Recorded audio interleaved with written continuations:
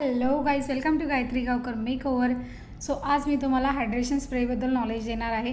पण त्याआधी तुम्हाला म्हणजे स्किनचं नॉलेज माहिती आहे का? जसं की स्किनमध्ये आपल्या वेगवेगळे टाईप्स असतात, जसं की dry skin, oily skin, sensitive skin, परत कॉम्बिनेशन स्किन, हे सगळे टाईप्स असतात. नॉर्मल स्किन असते म्हणजे ज्याच्यावरती म्हणजे नॉर्मल स्किन म्हणजे इवन स्किन टोन असतो ज्याच्यावरती काहीच नसतं, ओपन पोर्ससुद्धा नसतात, अशी नॉर्मल स्किन असते. ड्राय स्किन म्हणजे रॅर म्हणजे ड्राय झालेली असते, जसं की गालावर वगैरे व्हाईटनेस वगैरे असतो. सो तशी स्किन कॉम्बिनेशनमध्ये असतं ते T zone, oily, C zone वगैरे. त्याच्यामध्ये 80% ऑइली असते, 20% ड्राय, अशी स्किन म्हणजे कॉम्बिनेशन स्किन. मग त्याच्यानंतर तुम्ही ऑइली स्किन तर पूर्ण ऑइल सुटत असतं, ह्याला पूर्ण चेहऱ्याला जे आहे ते ऑइल सुटत असतं. सेन्सिटिव्ह स्किन म्हणजे एकदम रेडनेस वगैरे आलेलं असतं चीकवर वगैरे, तर रेडनेस वगैरे आलेलं असतं, तर तशी स्किन.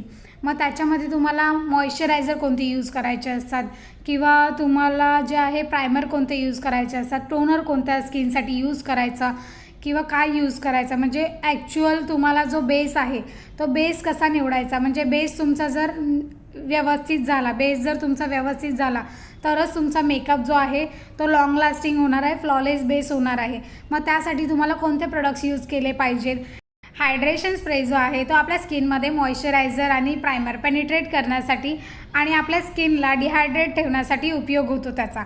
म्हणजे आपली स्किन जी आहे ती डिहायड्रेट राहण्यासाठी त्याचा उपयोग होतो. हायड्रेशन स्प्रे हा तुम्हाला मेकअपवाला ब्रँडचा पण भेटेल आणि हा बघा, हा मेकअपवाला ब्रँडचा हायड्रेशन स्प्रे आहे आणि अदर तुम्हाला ब्रँडमध्ये पण भेटेल, जसं की कॅरेक्टर कॉस्मॅटिक आहे, चार्मसी मिलानो आहे.